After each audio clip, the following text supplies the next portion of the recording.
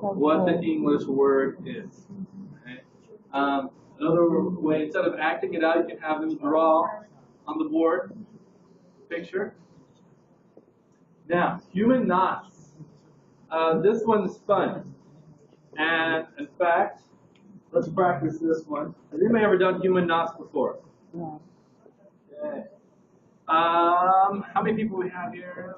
Maybe about 30 or 40. Okay, we're going to break up into groups of 5, 6, 7, something like that. How about every 2 rows is one group, all right? These 2 rows is one group. These 2 rows, one group. Here, For one group, right here, I'll move this table. Circle. Shoulder. ¿Quién no tiene la bandera tanto? Somos varios, 3 y 3. 3, 2, 7. Somos 7. No, pero Aquí está, ahora hermano. sí. ¿Alguien tiene 4 manos más? No, no. ¿Alguien tiene 2? No, ahora porque ahora son cada uno agarra una. Both hands should be occupied. Both hands. Será como que tenemos. Dice que no. Everybody have both hands. 2 other people's hands. Now, this No follow is not instructions. a doodle. Not. You You don't have to untie the knot. All right, this rule, you cannot let go of your hand. You cannot let go even for a second. The other rule is you can only speak English. Right? If I hear that you can English, so listen, if I hear you, 5 minutes? if you're aware of the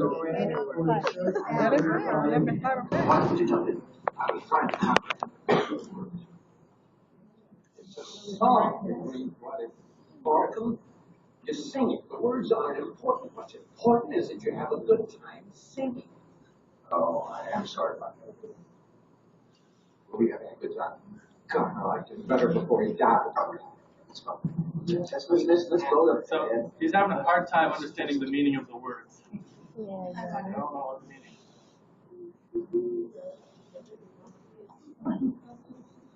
It started because they're at nighttime camping out.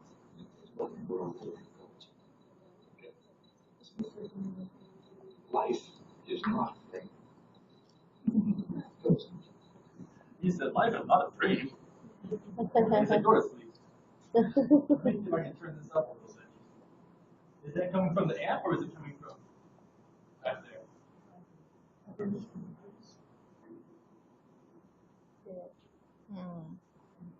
All right, we'll just go with it.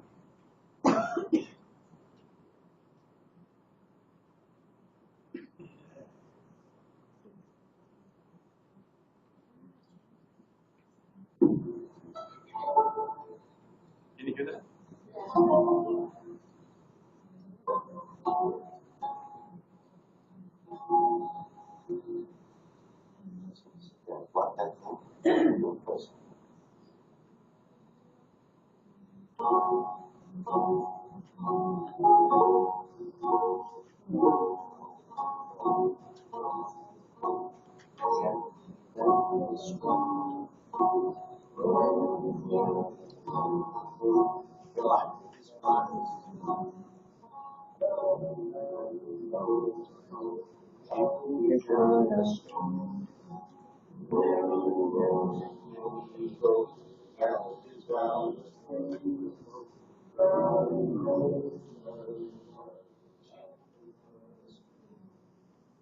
All right, did you hear how they around?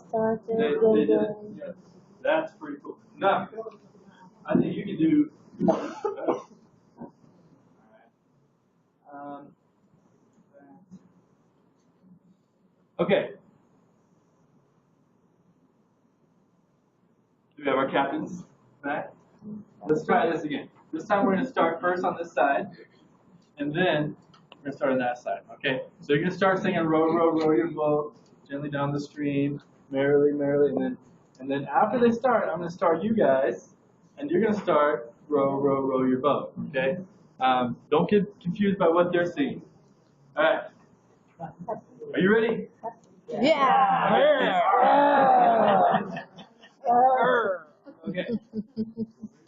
Captain Ocean. Ready? Here we go. 1, 2, 3. Row, row, row your boat gently down the stream. Merrily, merrily, merrily, merrily, life is not a dream. Row, row, row your boat, life is not a dream. All right. Very good. Very good. That was good. That was good. All right. I know I stopped you. We could keep going, but here's what we're gonna do now. We're gonna divide up into 4 groups. Ooh. So I need 2 more captains. All right. We have 4 on each row, right? So we're gonna split right down the middle. So these 2 columns, you're on one ship, and these 2 columns, you're on another ship. All right. It's gonna get trickier. Next, these 2 columns, you are together, and then these 2 columns, you are on a different ship. All right. Now you're gonna have to watch carefully. Okay. I need a captain for this one.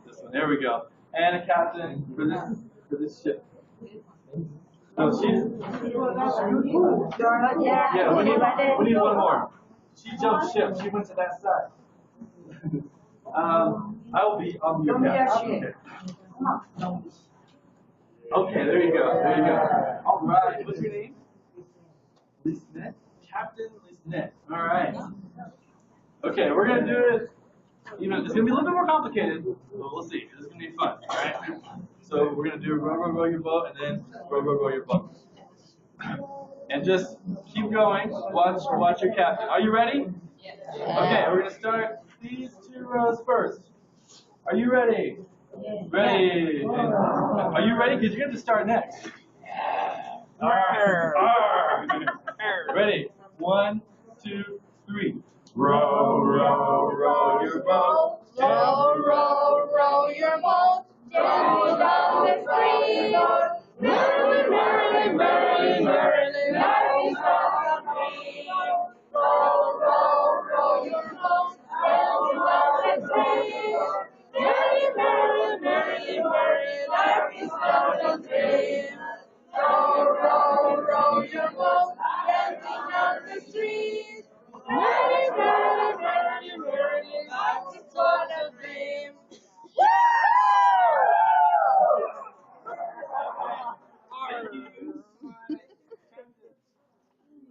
Very good.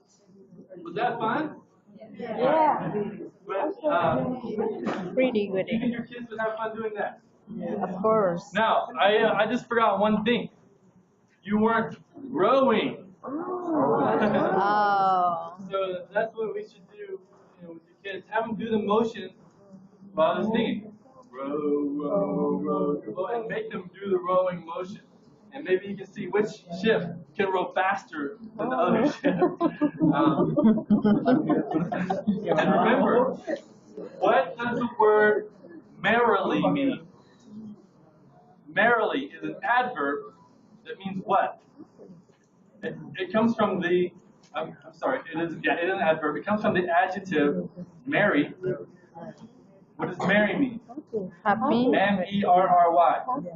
Not to get married. Merry means Like Merry happy, Christmas. cheerful, right? So merrily means in a happy or cheerful manner. So when they row merrily, smile.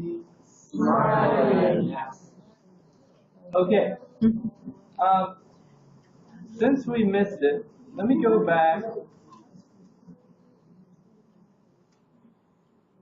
to before. All right. I know you guys are probably tired, so we're gonna rest a little bit and watch and listen to Sir Ken Robinson. He is from the United Kingdom, so he speaks with a British accent. They think they're like, just kidding. No, he's really great, and I think he has some very important things to say about how we teach and our attitude toward teaching over the years. Okay. Now, the video quality is not very good of this video. So I'm going to let you look at something else.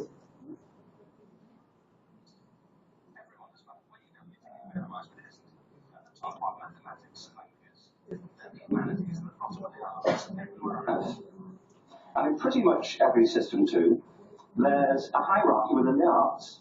Art and music are normally given a higher status in schools than drama and dance. There isn't an education system on the planet that teaches dance the way we teach the mathematics. Why? Why not? I think this is rather important. I think maths is very important, but so is dance. Children dance all the time if they're allowed to. We all do. We all have bodies, don't we? You know, did I miss a meeting? I mean, choosing what happens is, as children grow up, we start to educate them progressively from the waist up. And then we focus on their heads and slightly to one side. If you were to visit education as an alien and say, what's it for? Public education. I think you'd have to conclude, if you look at the output, you know, who really succeeds by this? Who does everything they should? Who gets all the brownie points? You know, who are the winners? I think you'd have to conclude the whole purpose of public education throughout the world is to produce university professors. Isn't it? They're the people who come out the top. And I used to be one. So then, you know, but, and I like university professors, but, you know, we shouldn't hold them up as the high watermark of all human achievement. They're just a form of life. You know, another form of life. But they're rather curious, and I say this out of affection for them. There's something curious about professors. In my experience, not all of them, but typically, they live in their heads. They live up there, and slightly to one side. They're disembodied, you know, in a kind of literal way. You know, they look upon their body as a form of transport for their heads. It's a way of getting their head to meetings. If you want real evidence of out-of-body experiences, by the way, get yourself along to a residential conference of senior academics and pop into the discotheque on the final night. There you will see it, grown men and women writhing uncontrollably off the beat, waiting to end so they can go home and write a paper about it. Our education system is predicated on the idea of academic ability. And there's a reason. The whole system was invented around the world. There were no public systems of education really before the 19th century. They all came into being to meet the needs of industrialism. So the hierarchy is rooted on two ideas. Number one, that the most useful subjects for work are at the top. So you were probably steered benignly away from things at school when you were a kid, things you liked, on the ground you would never get a job doing that. Is that right? Don't do music, you're not going to be a musician. Don't do art, you won't be an artist. Benign advice, now profoundly mistaken. The whole world is engulfed in a revolution. And the second is academic ability, which has really come to dominate our view of intelligence because the universities designed the system in their image. If you think of it, the whole system of public education around the world is a protracted process of university entrance. And the consequence is that many highly talented, brilliant, creative people think they're not. Because the thing they were good at school wasn't valued or was actually stigmatized. And I think we can't afford to go on that way. In the next 30 years, according to UNESCO, more people worldwide will be graduating through education than since the beginning of history. More people. And it's the combination of all the things we've talked about, technology and its transformation effect on work, and demography and the huge explosion in population. Suddenly, degrees aren't worth anything. Isn't that true? When I was a student, if you had a degree, you had a job. If you didn't have a job, it's because you didn't want one. And I didn't want one, frankly. So, but now, kids with degrees are often heading home to carry on playing video games. Because you need an MA, where the previous job required a BA, and now you need a PhD for the other. It's a process of academic inflation, and it indicates the whole structure of education is shifting beneath our feet. We need to radically rethink our view of intelligence. We know three things about intelligence. One, it's diverse. We think about the world in all the ways that we experience it. We think visually, we think in sound, we think kinesthetically, we think in abstract terms, we think in movement.